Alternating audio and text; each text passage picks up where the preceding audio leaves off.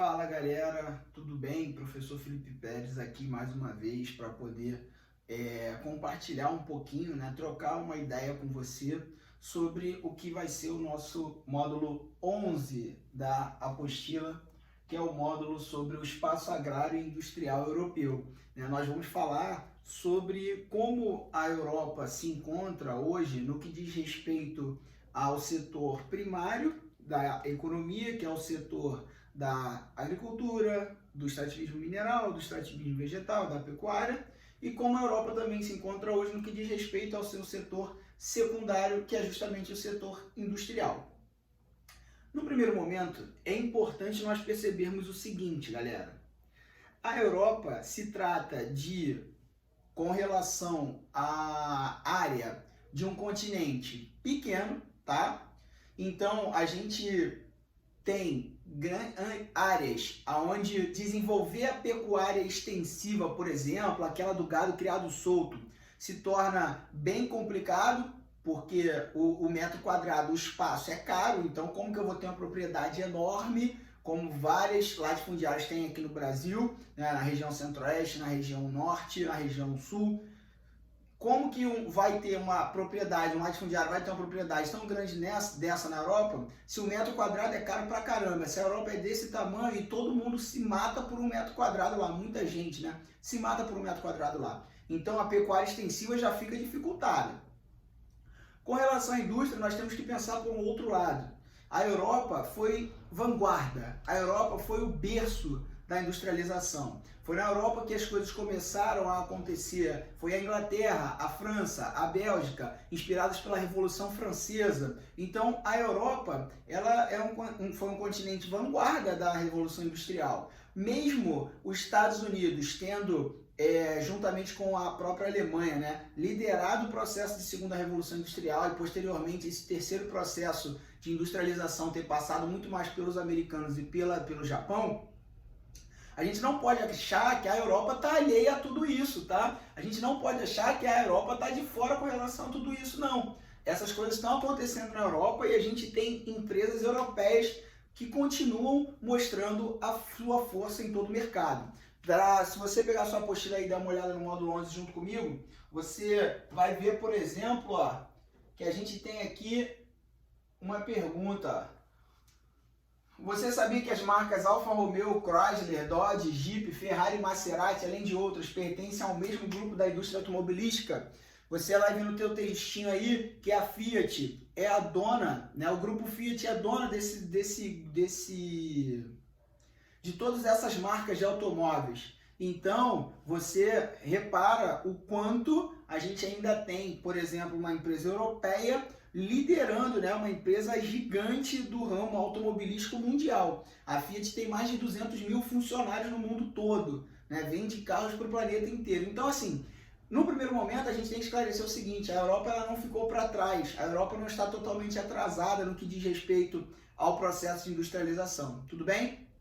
E com relação à agricultura, foi o que eu falei, grandes propriedades vão ser muito difíceis de ser encontradas. Por quê? Porque o território é pequeno, porque o território é caro e porque a gente vai ver que a tecnologia chegou no campo. Então, aquele gado que eu criava solto, aquele gado que eu criava deixando ele pastar quando ele quisesse, né, bebe água quando chover, procura um rio e se vira. Agora eu tenho um espaço pequeno onde eu posso colocar esse gado, onde eu posso controlar o que ele come, a hora que ele come, o que ele bebe, a hora que ele bebe. Então, ele vai engordar no tempo que eu determinar, ele vai ser abatido mais rápido, eu vendo, eu já tenho outro, e assim a produção se intensifica.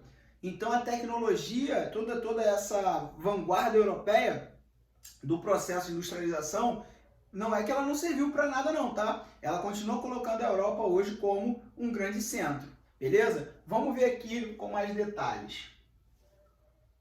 Ó, só estou passando aqui o seu material, ó. Um panorama econômico europeu, a gente tem aqui, ó, o mapa da Europa por faixa de PIB. Países com PIB acima de 2 trilhões, dá uma olhadinha.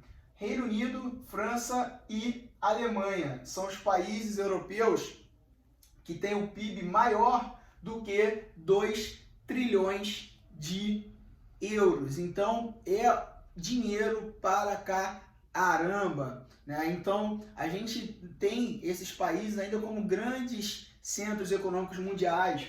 Aqui, ó, entre 1 e 2 trilhões, a Espanha e a Itália. Então, a Europa, apesar de ter passado pela crise em 2008, né, que começou em 2008, a Europa continua sendo um grande lugar, onde a maior parte, não todas, mas onde a maior parte dos países possui um PIB elevado, possui uma economia estável e onde o IDH ele vai acompanhar esse PIB, vamos dizer assim. Quer ver uma coisa? Com relação ao Brasil. O Brasil, né, nos anos de 2010, o Brasil chegou a ser a 6ª maior economia do mundo. Mas aí eu te pergunto, o Brasil já chegou a ser o 6º país no ranking do IDH? Não. O Brasil já chegou a ser o 10º país no ranking do IDH? Não. O Brasil já chegou a ser o 50º país no ranking do IDH? Não. Então, o nosso crescimento econômico, ele não acompanhou um crescimento, uma evolução também social. O nosso IDH continuou ficando para trás, tá?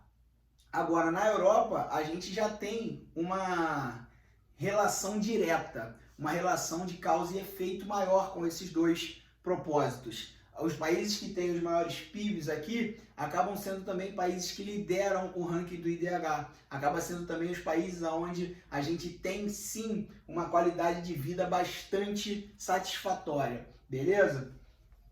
Vamos seguir aqui, ó.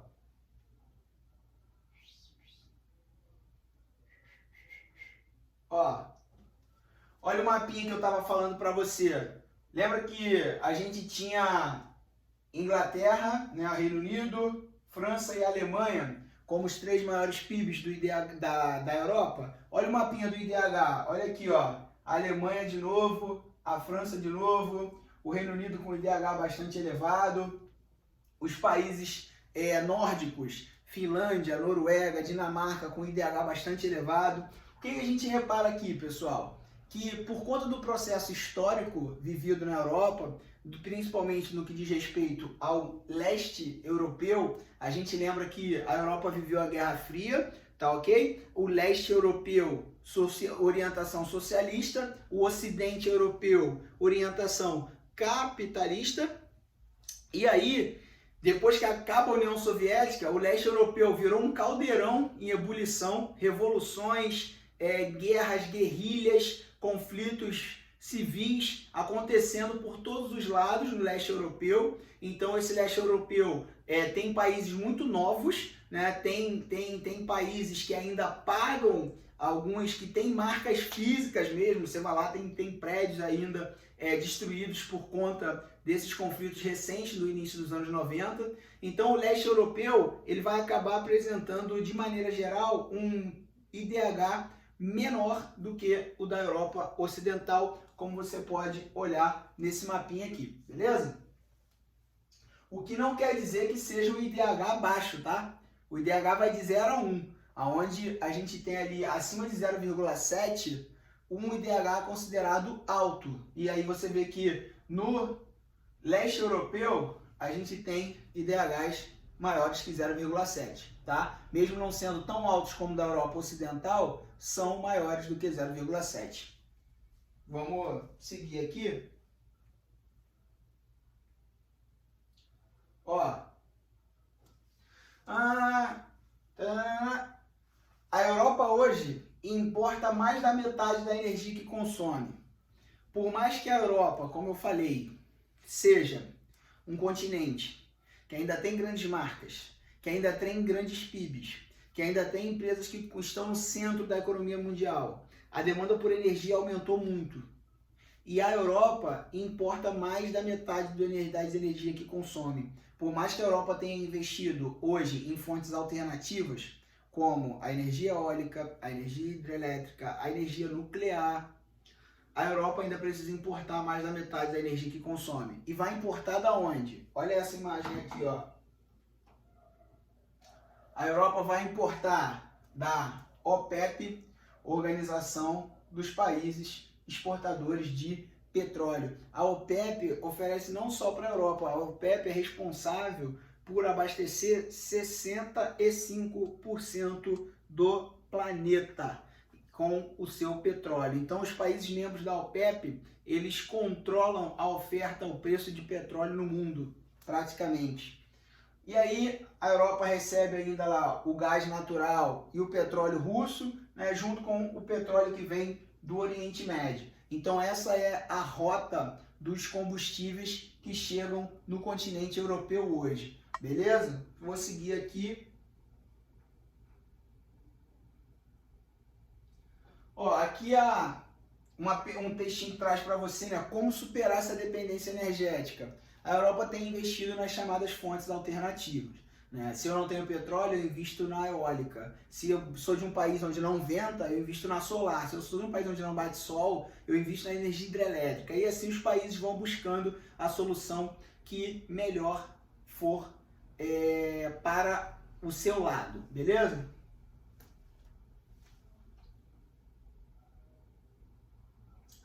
E aí, ó, a estrutura agrária. Lembra que a gente viu que os países do leste europeu são os países que apresentam ainda o menor IDH, os menores PIBs. Por quê? A Rússia, você sabe que a Rússia é o maior país do mundo em extensão territorial, né? A Rússia fica uma parte na Europa, uma parte até na Ásia. E a Rússia, ela vai ser considerada o celeiro da Europa. Boa parte do que a Europa produz, dos grãos principalmente, centeio, aveia, trigo, cereais como arroz, vão vir do leste europeu, da Rússia, da Ucrânia. A Ucrânia tem um solo chamado Chernozem. Olha só que nome chique, Chernozem. E aí, esse solo, ele é tão fértil que ele acaba sendo explorado pra caramba, para que a gente tenha uma produção capaz de suprir aí a demanda do continente europeu. Tudo bem? Então, esse seria aí o chamado solo de Chernozem, uma produção agrícola europeia voltada para a importação, voltada para o mercado interno. Outra coisa importante de salientar, é uma produção altamente mecanizada, uma produção que conta com pouquíssima mão de obra humana, e a mão de obra humana é extremamente qualificada, tem muita máquina, tá? E a produção é para o mercado interno. Tudo bem? E aí, ó, a gente tem os países da União Europeia criando mecanismos para tentar se ajudar, Como assim, ó? Deixa eu descer aqui. Olha aí, o chamado PAC da União Europeia.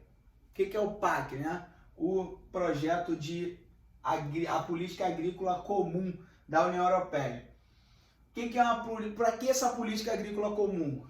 A União Europeia, ela foi pensada para ser caracterizada como uma grande aliança onde os países desse bloco econômico se ajudariam mutuamente para poder estarem sempre crescendo todo mundo junto. E para que isso fosse possível, foi criado políticas que pudessem, de alguma forma ou de outra, beneficiar todos os países do bloco.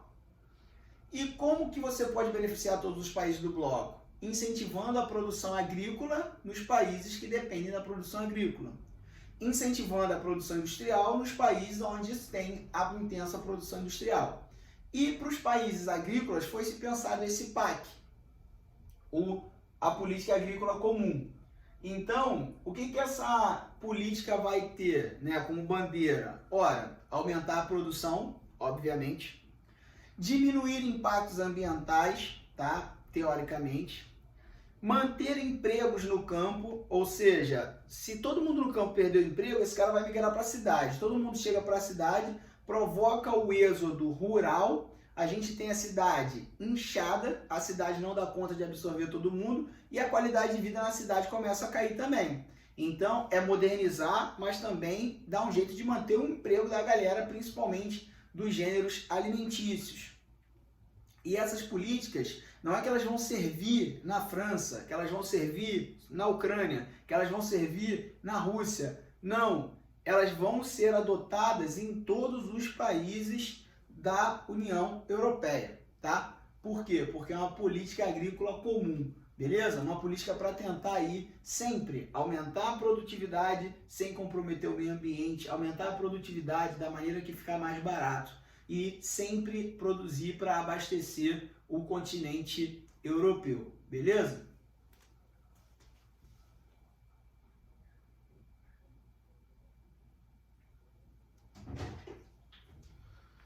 Ó, beber uma água aqui pra gente continuar.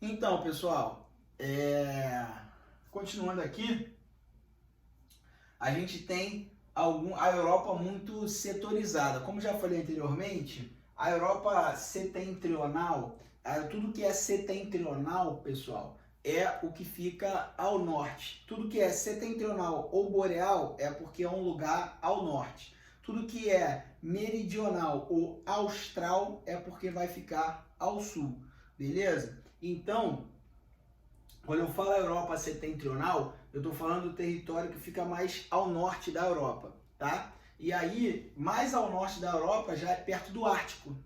E perto do Ártico, como é que é o clima? Frio. Se o clima é frio, a agricultura vai ser uma atividade bastante dificultosa de ser desenvolvida. Então, por exemplo, a Rússia, né, tem mais de 20% do território congelado, não dá para produzir nada.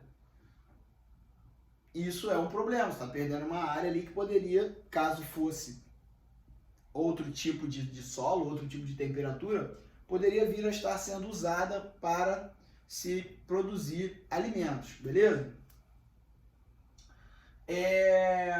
As atividades, né, industriais e comerciais, elas vão ser atividades voltadas para o ramo da tecnologia, para a indústria high-tech e também para a indústria automobilística, tá? A Europa tem um ponto positivo, que é o fato do seu mercado consumidor interno ter um poder aquisitivo muito alto. Essa galera que tem um poder aquisitivo extremamente alto, ela faz com que a produção possa ser voltada para o mercado interno e garante que essa produção vai ser consumida. Então fortalece as indústrias nacionais, tá? Então a Europa tem essa característica de ter indústria de alta tecnologia, indústria automobilística e um mercado consumidor interno capaz de absorver essa produção, com poder de compra para ir lá e adquirir o que é produzido, tá? Tem uma região aqui, ó, chamada de Renana, que é o Vale do Rio Reno e o Vale do Rio Ruhr, na Alemanha. Essa região, ela fica no que você já estudou em história, da chamada Península Balcânica. Ela foi motivo de disputa, ó, muitas vezes, muito tempo entre a Alemanha e a França. Esses rios, o vale desses rios, são áreas onde a gente hoje tem uma concentração industrial muito grande e é uma das áreas mais industrializadas do mundo, né? São áreas onde nós temos ali uma mão de obra extremamente qualificada, indústrias de ponta, indústria automobilística, tudo bem? Alemanha, Vale do Rio Reno e do Rio Ruhr. Na Europa Oriental, como a gente está vendo aqui, ó, nesse tópico, a gente está vendo que, como eu já iniciei essa aula falando, o fato da Europa Oriental ainda estar passando aí pela transição do fim da União Soviética para a consolidação de economias, de políticas liberais e neoliberais, a gente ainda tem a Europa Oriental atrasada com relação à industrialização em alguns países da Europa Ocidental, principalmente a Alemanha, tá?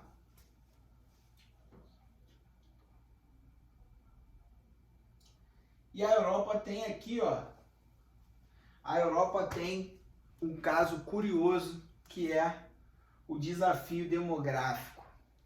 Qual é o desafio demográfico europeu? Repara, desde a década de 80 e de 90, os europeus vêm tendo cada vez menos filhos em média. Se lá em 1990 não fizeram crianças, agora, em 2020, não tem adulto de 30 anos para estar no mercado de trabalho. Se não fizeram crianças lá nos anos 2000, não tem um jovem e um adulto agora de 20 anos para estar no mercado de trabalho.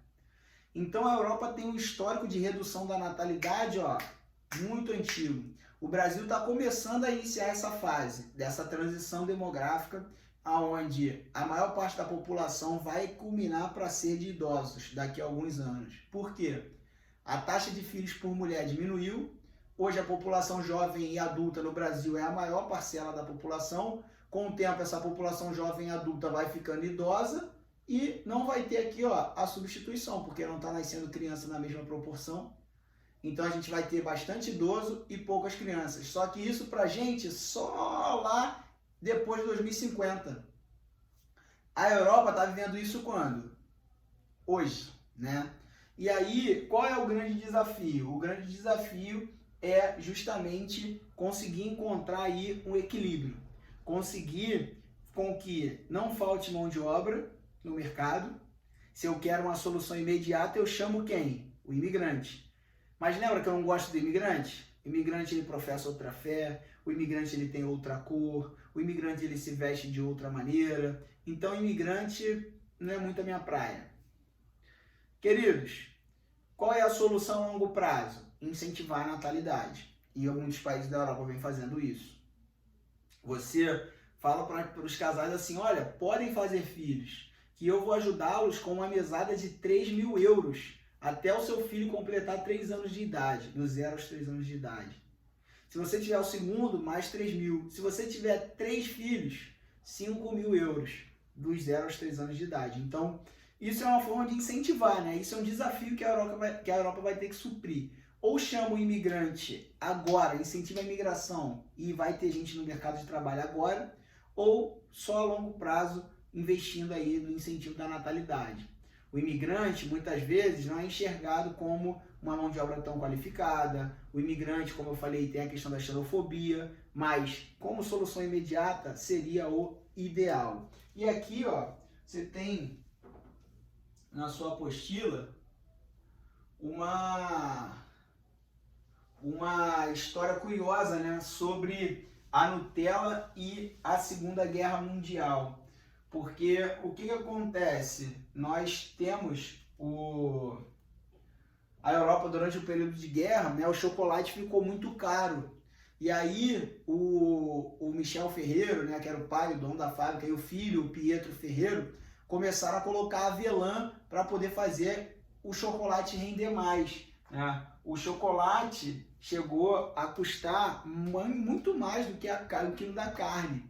Então, para render, ele parou de botar só chocolate e adicionou uma nova receita com avelã no lugar. E aí, né, criou essa belezinha que é a Nutella, tá? Que eu confesso para vocês, tô chamando de belezinha, mas nem gosto, tá? Acho que sou o único, talvez. Me diz aí depois se você gosta ou não.